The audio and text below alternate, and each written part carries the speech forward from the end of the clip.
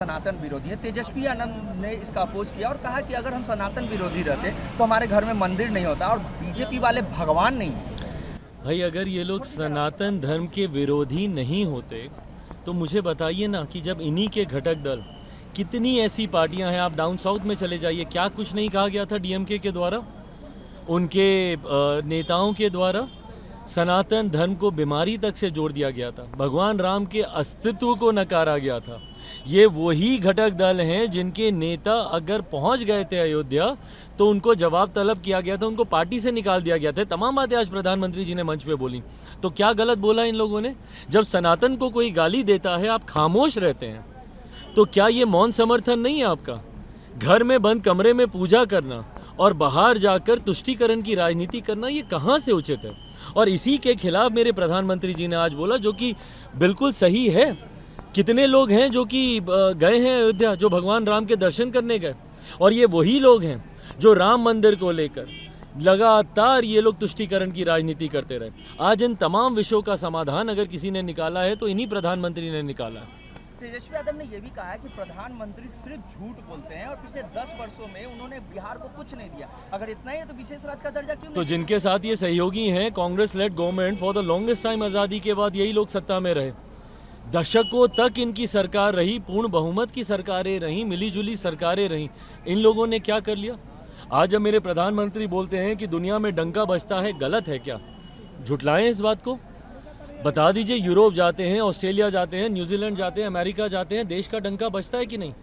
मुझे बता दें, क्या ये बात गलत है? ये सब स्टैट्स हैं, ये सब डेटाज हैं, रिसर्च के आधार पर कही गई बातें हैं। इसको नकार के बताएं ना। आज से पहले दहाई के आंकड़े में कौन से पायदान पर हमारे देश की अर्थव्यवस्था थी? किसी को पता था? किसी को चिंता थी? आज 5वें नंबर पर देश की अर्थव्यवस्था आई है। और देश की जब अर्थव्यवस्था बढ़ती है भाई, राज्य का राजस्व बढ़ता है, उस क्षेत्र का आर्थिक विकास होता है, प्रति व्यक्ति आय में इजाफा होता है। आने वाले 5 महीनों में इसको तीसरे नंबर पर लेकर जाने का लक्ष्य है। मुझे बताइए, विपक्ष के कौन से नेता, कौन से दल ने इन लक्ष्य को रखा? आज़ादी के बाद गरीबी हटाने का नारा तो दिया गया, कितनी गरीबी हटा पाए? आज कितने करोड़ लोगों को गरीबी की रेखा से बाहर निकाला गया? 2047 में अगर भारत को विकसित राज्य बनाने का लक्ष्य मेरे प्रधानमंत्री ने रखा है तो उस दिशा में कार्य हो रहे हैं जो दिख रहे हैं। ना अर्थव्यवस्था मजबूत हो रही है, बल्कि सरहद से सीमाओं को भी सुरक्षित किया जा रहा है, अंतरिक्ष के माध्यम से टेक्नोलॉजी का भी इस्तेमाल किया जा रहा है। इन तमाम चीज़ों को जोड़कर भारत को आगे लेकर जाने का कार्य किया जा रहा है। लंबा समय इन विपक्ष के नेताओं को भी मिला था, पर देश और बिहार खास तौर पे और गरीबी में पिछड़ता गया और बदहाली में हमारा प्रदेश जाता रहा। इसके जिम्मेदार अगर ये लोग नहीं है तो और कौन है? तेजस्वी यादव ने करप्शन की बात की और उन्होंने ये भी कहा कि बीजेपी में, एनडीए में जो भी लोग जाते हैं वो करप्शन से क्लीन चिट हो जाते हैं और सिर्फ विपक्ष पर ही जांच एजेंसियों का कार्रवाई होती है। भाई जब ये लोग, मैं यही बोलता हूँ कि मोदी का विरोध करते करते भगवान राम का विरोध करने लगते हैं, मोदी का विरोध करते करते संवैधानिक संस्थाओं का विरोध करने लगते हैं, मोदी का विरोध करते करते लोकतंत्र के लोकतंत्र का एक मजबूत स्तंभ जुडिशरी का ये लोग विरोध करने लगते हैं। कहाँ तक सही है ये? अगर आप संवैधानिक संस्थाओं पर अगर आप विश्वास नहीं रखेंगे, देश के जुडिशियल सिस्टम में अगर आप विश्वास नहीं रखेंगे, मतलब इनके ऊपर कार्रवाई हो तो गलत। अगर आपने कुछ अपराध नहीं किया तो डरते क्यों हैं? क्या देश की कानून व्यवस्था पर इन लोगों को विश्वास नहीं है? क्या देश के जुडिशियल सिस्टम पर इन लोगों को विश्वास नहीं है? ईडी, सीबीआई को तो आप लोग नकारते आए ही हैं अभी तक। पर यह बात भी याद रखने की जरूरत है कि सबसे पहले अगर किसी ने, और वो भी उसी संस्थान से जुड़े हुए एक बड़े अधिकारी ने, अगर किसी ने सीबीआई को केंद्र सरकार का तोता कहा था तो वो यूपीए की सरकार में ही कहा गया था, जिसका प्रतिनिधित्व, जिसको लीड कांग्रेस कर रही थी।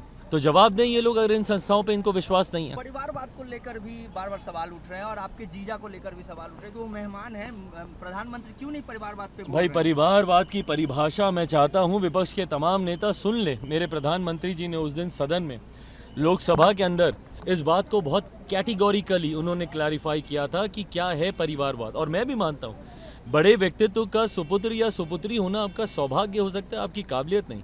सौभाग्य आपको मौका देता है, बट काबिलियत ही आपको विजय रथ पर सवार कर कर अपनी मंजिल तक लेकर जाएगी।